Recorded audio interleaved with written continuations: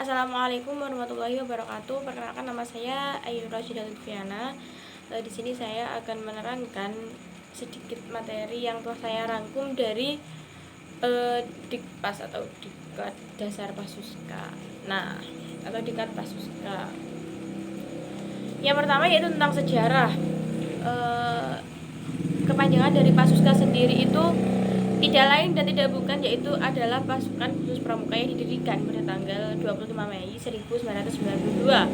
Nah, dan di situ juga ada juga yang namanya Prapala, yang artinya pramuka pecinta alam.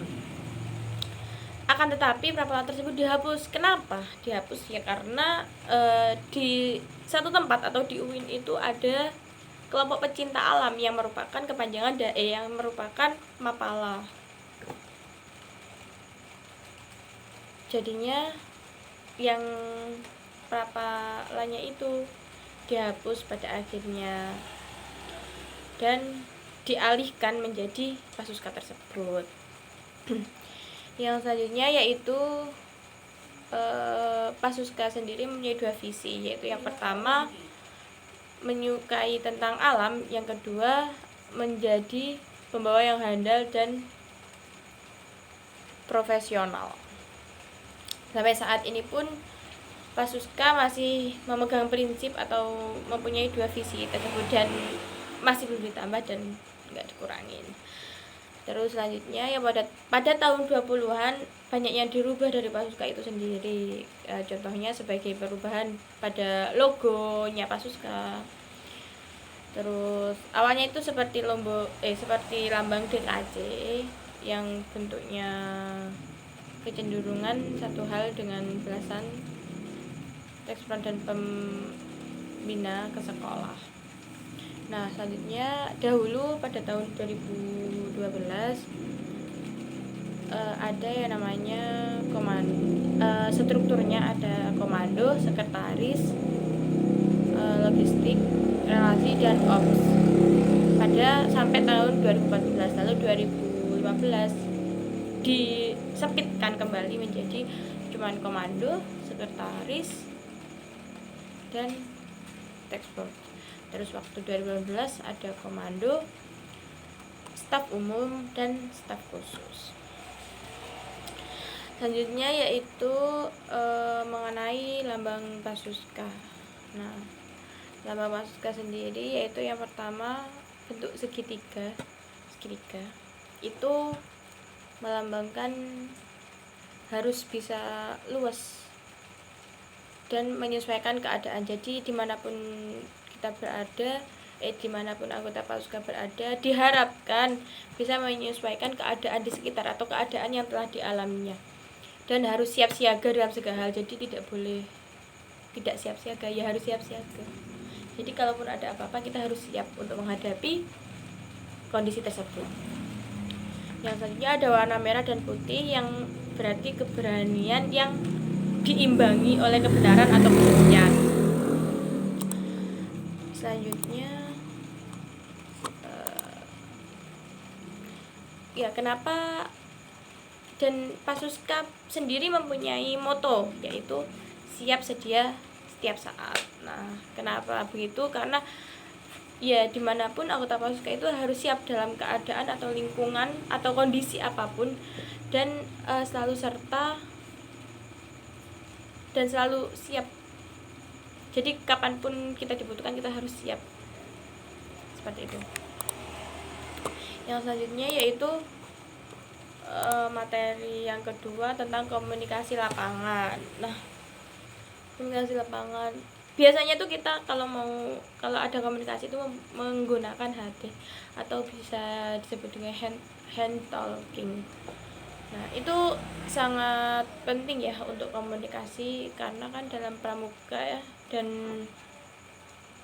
organisasi lain pun HT itu juga sangat diperlukan gitu loh untuk berkomunikasi jarak jauh. Selanjutnya pramuka itu berbeda sama dengan organisasi lain, atau ya pokoknya pramuka itu berbeda karena kan setiap organisasi itu mempunyai moto ya, jadinya ya berbeda. Terus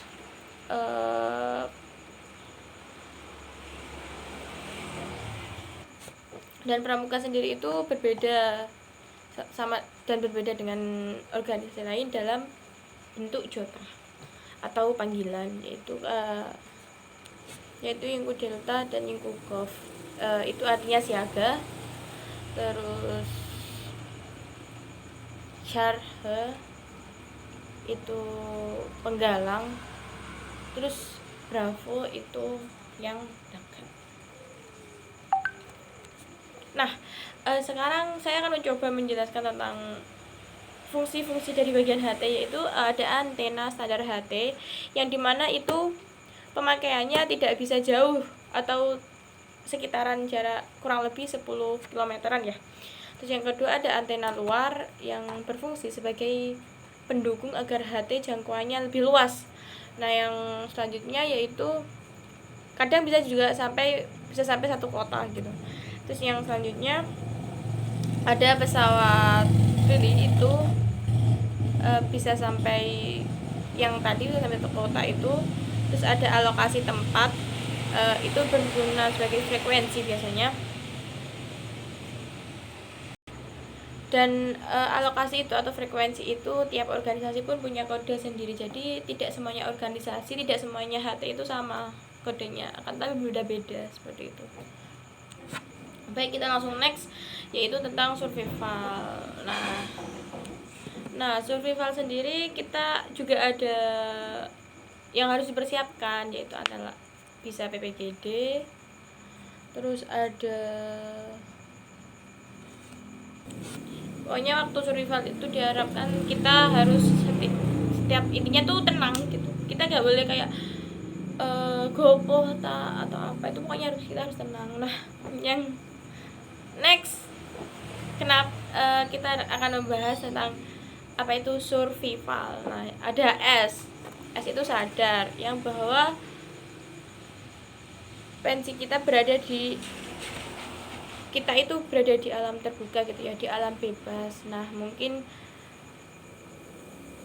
bertemu meminta pertolongan, karena kan juga kita tidak hidup sendiri ketika di luar. Jadinya kita harus sadar kalau kita itu berada di luar dan membutuhkan orang lain untuk berkomunikasi.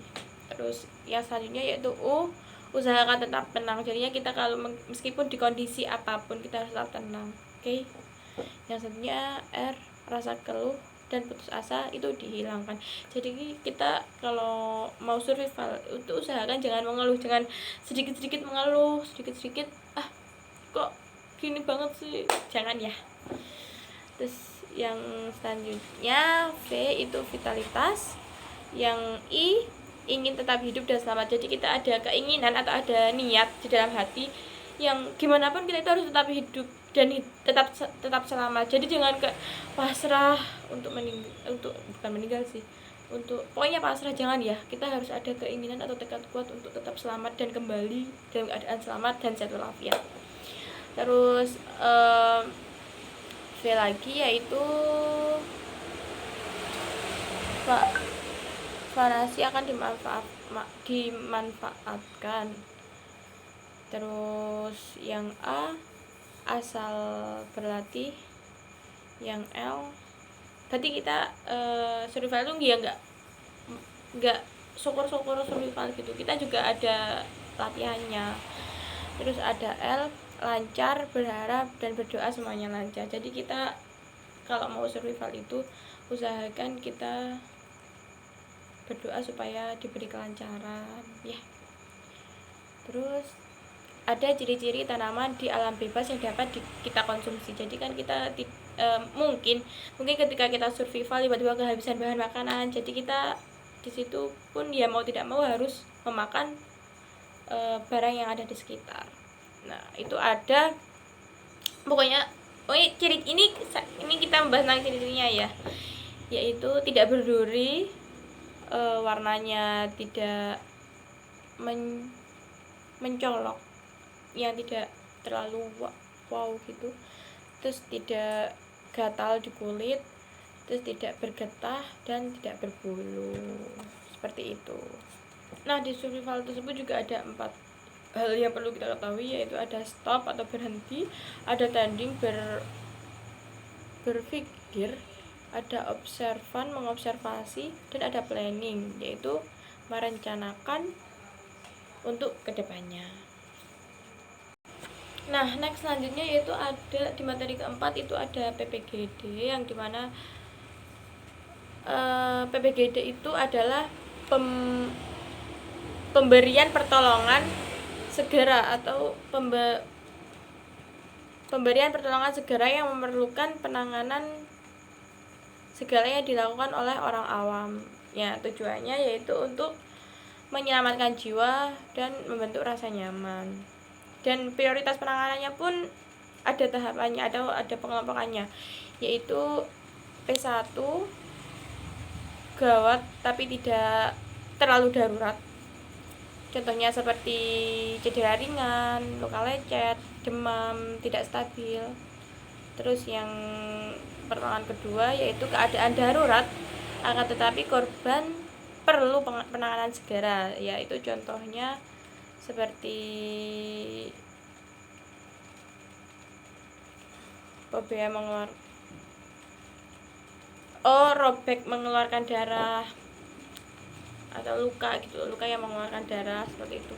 Terus pertolongan yang ketiga yaitu ada keadaan gawat darurat yang perlu disegerakan, contohnya seperti hipotermia, asma lambung, biasanya penyakit yang diderita. Terus selanjutnya PO itu korban sudah tidak bernyawa. Nah, mungkin cukup sekian yang dapat saya sampaikan. Kurang lebihnya saya mohon maaf. Wassalamualaikum warahmatullahi wabarakatuh. Dadah.